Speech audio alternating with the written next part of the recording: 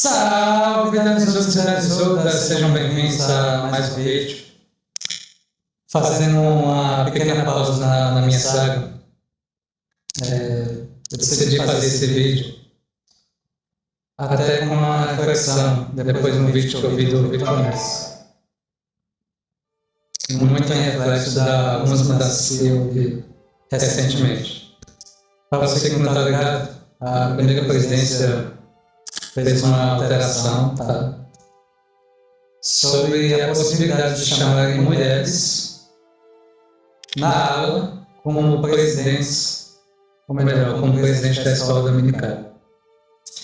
Alguns colegas esclareceram que a nível de Estado isso não é possível, tá? Até porque o presidente da escola dominical ele é membro do seu conselho. Não existe a possibilidade a nível de Estado. Mas, a nível de aula, é possível que se chame uma mulher, mas aí abre aspas. Quando se chama uma mulher, as conselheiras precisam também ser mulheres. Não pode ser misto. Não pode ter um homem conselheiras mulheres e vice-versa. Tá? Só para reforçar o que os colegas já disseram sobre isso. E vendo um vídeo do Vitor Ness, ele fez uma reflexão sobre a forma como nos discursamos. E essa semana eu acabei vendo um vídeo de um canal da gringa. Eu vou colocar o link aqui abaixo na descrição desse vídeo. Eu não lembro o nome do vídeo, mas está no canal Stick of Joseph, ou A Vara de José. Ele fez uma reflexão sobre a forma como prestamos testemunho. Isso me intrigou um pouco. Eu tinha programado no canal fazer até um vídeo falando de um blog que eu acabei encontrando. E uma das críticas que se faz com relação à forma robótica como os membros prestam testemunho. De fazer um relato de um bispo que ele questionava porque os membros diziam a mesma coisa.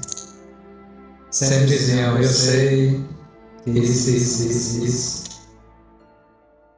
Amém. Aí outra pessoa, eu sei, meio que se tornava um padrão, como se fosse uma coisa meio robótica. E sobre essas coisas que eu levantei, eu queria fazer uma ponderação minha, tá?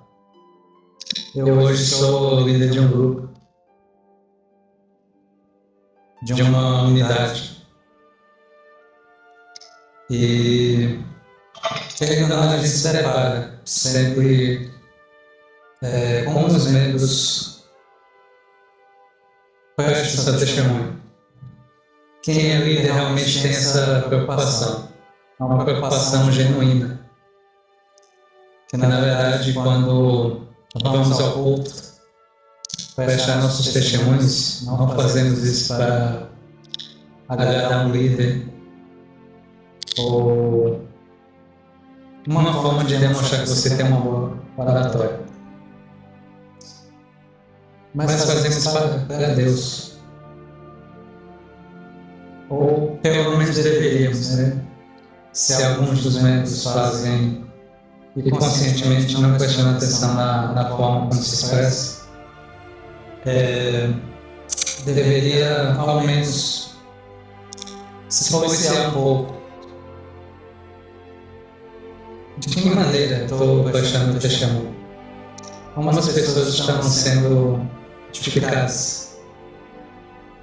Tem uma passagem em Doutrina e Conventos que fala muito sobre isso. Que devemos fortalecer nossos amigos em todas as nossas conversas, em todas as nossas orações. E por que não nossos testemunhos? Né? E uma das formas que temos de fazer isso é abrir nosso coração no culto. Às vezes devemos considerar que nem todo mundo tem boa oratória. Está tudo bem. Acreditamos que o testemunho deve ser algo que seja de coração, que seja de fato, que a pessoa acredita. E nessa mesma linha, existe aquela coisa, Danizuto, em sua opinião, que você diz a respeito de uma pessoa que não é membro da igreja, mas que decide subir ao púlpito e prestar testemunho. De minha opinião, tá? Isso não reflete a posição da igreja. De minha opinião pessoal. Não vejo nada contanto que o líder explique que o testemunho é para edificar os membros, que diz a respeito do que a pessoa acredita, né? Que o testemunho não deve ferir os princípios que são chave na igreja. De modo, doutrina convênio, esfera de valor, os valores que se ensinam, a expiação, a doutrina do plano de salvação. É importante que o membro também saiba que, ao subir, ele deve levar em conta como o meu testemunho vai impactar na vida desses membros. Ele vai ser genuíno, ele vai criar algum princípio que algum membro da igreja acredita. O pesquisador sincero vai ponderar isso antes de subir. É claro, não haverá nenhum impedimento. Eu particularmente não impeço de que alguém que esteja visitando a igreja e caia no domingo do testemunho, preste testemunho. Por que não? Eu particularmente não vejo problema nenhum, contanto que a pessoa em si tenha consciência de que o testemunho vai edificar e não colocar em xeque tudo que acreditamos. Até porque isso não seria de fato um testemunho, seria mais um ataque do que algo que edifique a fé dos santos.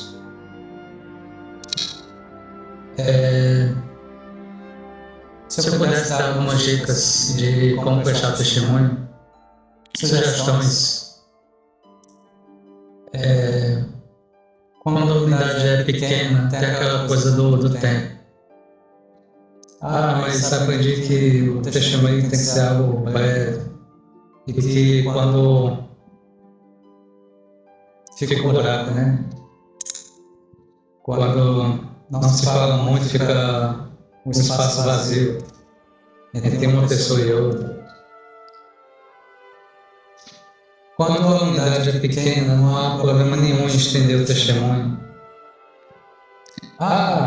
Danizuto, no manual diz que não devemos contar histórias. Eu já vi uma postagem também de Facebook de um historiador que pode sim contar histórias, contanto que seja para edificar a fé. Afinal, a fé também envolve história. Mas assim, contar a história que não edifique não é interessante. Seria mais para encher linguiça do que propriamente dito um testemunho. Se é algo que aconteceu na vida da pessoa que vai edificar a fé naquela pessoa, não há problema nenhum em contar a história. Eu particularmente amo ouvir histórias, mas histórias que edificam. Esse é o ponto um dos pontos que eu queria levantar. Algumas pessoas estendem demais sobre o que ela acredita, como se fizesse uma abecedário. Não é necessário fazer isso. Existem algumas coisas que... eu acredito na graça, sou grato, As pessoas usam muito isso. Primeiro que quando a pessoa usa a palavra sou grato, não está chamando. Ela está expressando gratidão por algo que ela conheceu dentro do Evangelho. Não se limite somente a dizer eu sei. Existem formas inteligentes de chamar a atenção, dizer creio que Deus vive. Sei por mim mesmo. Sei pelo poder do Espírito Santo. Sei pelo estudo e pela fé. Não há problema nenhum em dizer isso.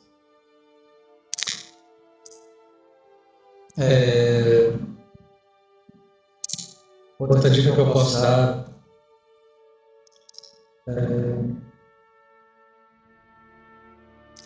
o básico é que falamos muito sobre como a igreja está organizada, sobre o livro de Mormon.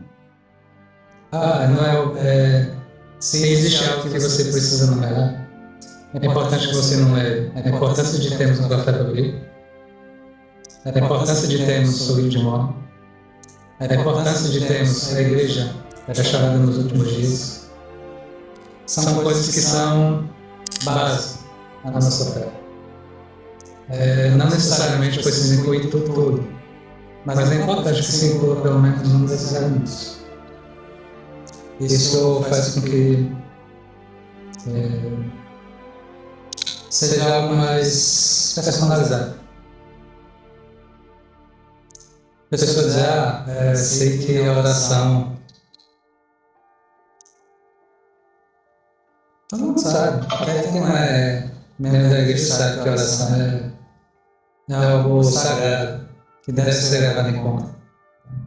Que as escrituras, todo cristão vai saber que é importante. É seu bálsamo para a vida. Ler as escrituras não deve ser algo obrigatório, deve ser uma honra. Deve ser motivo de honra. Isso todo cristão tem isso. Não importa se a pessoa é católica, adventista, presbiteriana, ela vai dizer que as escrituras é importante. Mas algo que nos diferencia dos demais são coisas que de fato impactam a nossa fé. Qual a importância de termos um profeta vivo hoje? Para você. Qual a importância de termos o livro de Mormon hoje, nos últimos dias? Devemos recordar que, através de um testemunho sincero do livro de Mormon, é que Brigham Young ele converteu-se à igreja. Ele falou que se fosse por puro talento, pela eloquência dos pregadores, ele teria não dado muita importância, mas quando ele viu um homem tímido falar a importância do livro de Mormon e dizer, eu sei pelo poder do Espírito Santo que o livro de Mormon é verdadeiro. Aquilo engrandeceu para o Brigham Young e fez com que ele tivesse questionamento. Uma dica de ouro que eu posso dar é valorize pausas. É nas pausas que podemos sentir mais forte o Espírito. Use o Espírito a favor de vocês. Não tenha muita pressa de chegar ao culto e soltar todas as palavras como se estivessem depositando tudo numa máquina de lavar. Tem roupa suja, vamos lavar a roupa suja, jogar tudo numa máquina de lavar. Valorize as pausas. As pausas são um momento crucial que o Espírito pode tocar o coração de cada pessoa que está escutando. Seja membro ou não, às vezes um membro dá mais valor ao testemunho quando ele é de forma mais pausada. do que algo, sabe, como corrida de cavalo. O Espírito Santo age de forma sutil. É importante que valorizemos as pausas. É na sutileza que o Espírito ele testifica da verdade. E é na mesma sutileza que o não lendo ele vai perceber que aquele irmão está prestando testemunho, não de conhecimento, mas de coração. Às vezes existe aquela coisa, Danizudo, eu sou muito tímido, eu não sei falar muito bem. As pessoas, quando elas sobem ao púlpito, não precisam ter uma boa oratória, elas precisam ter coração. Se elas tiverem bom coração, falar devagar, falar pausadamente, sorriam antes de tudo. Dê um sorriso honesto, uma forma ali de abrir nosso coração. Quando abrimos nosso coração, nós temos a oportunidade ali de ser tocados pelo Espírito. Lembremos de como, para você que foi convertido ao Evangelho, lembremos das lições missionárias. Como que os missionários utilizavam quando vocês liam o livro de Morte pela primeira vez? Eles pediam para ler, ponderar no coração, depois perguntar a Deus, mas eles usavam o Espírito na sutileza de cada palavra que era dita. E quem fez missão sabe o quão é importante trabalharmos com o Espírito. Da mesma forma, o testemunho, gente. Cada um de nós tem uma centelha do Espírito Santo. Possamos fazer bom uso. Deixa devanear. Deixa o Espírito trabalhar. A reunião do testemunho serve para isso, não somente ouvir histórias, mas fortalecer cada vez mais a nossa fé, pelo nosso próprio testemunho, de tudo que acreditamos. Se não temos a oportunidade de deixar que o Espírito flua,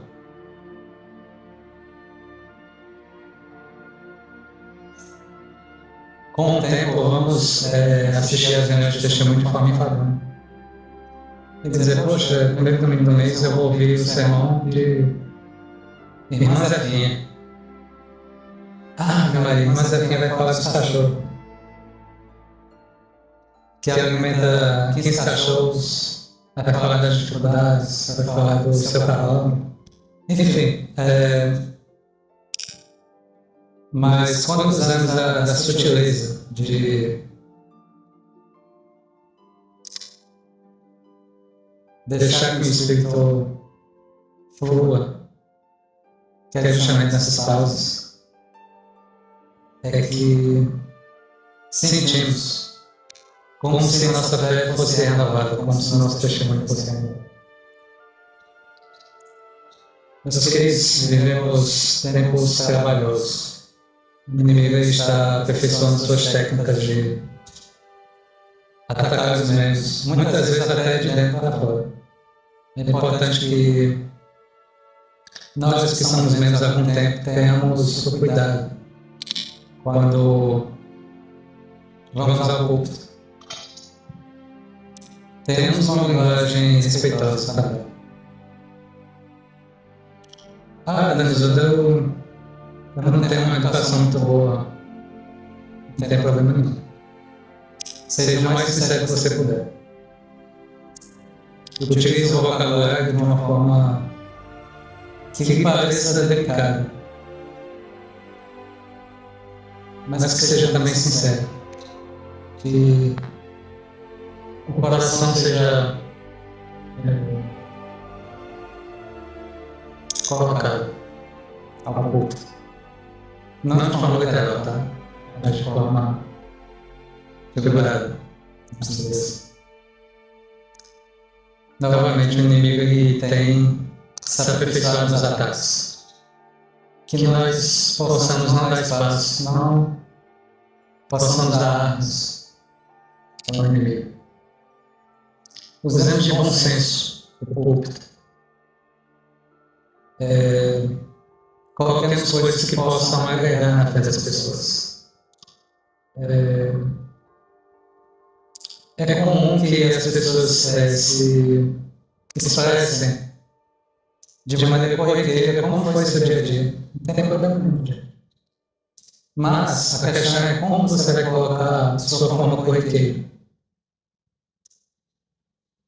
Se eu falar deixar os 15 cachorros lá da dona Zefinha, será que isso vai edificar minha fé ou vai afastá-la?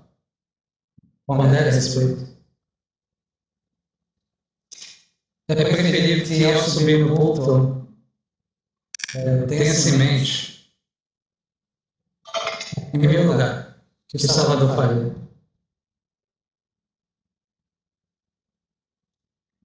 Pense na linguagem que foi utilizada lá nas bem-aventuranças, no Sermão da Montanha. Talvez você que esteja me assistindo não tenha um vocabulário tão rico em palavras formais, mas de forma informal, tente elevar ao máximo. Fazer isso de forma magnífica. O domingo de testemunho precisa ser magnífico. É uma forma que temos em ficar cada vez mais nossa fé. Meus queridos, muito obrigado pela paciência de vocês. Esse é o meu vídeo. Fica aqui minha reflexão, agregando tudo que já foi falado. E sou grato por pertencer a esse evangelho.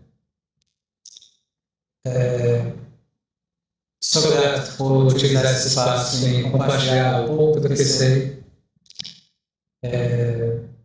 para os irmãos. Mesmo tendo formação teológica, isso não me faz mais poderoso que ninguém. Eu sou um membro comum, eu estou na igreja também para aprender. Claro, eu tenho muito a ensinar, mas também tenho muito a aprender. Somos todos eternos aprendizes. Obrigado por sua paciência até aqui. Considere se inscrever no meu canal. Ative as notificações. Compartilhe o máximo que puder com seus amigos, familiares.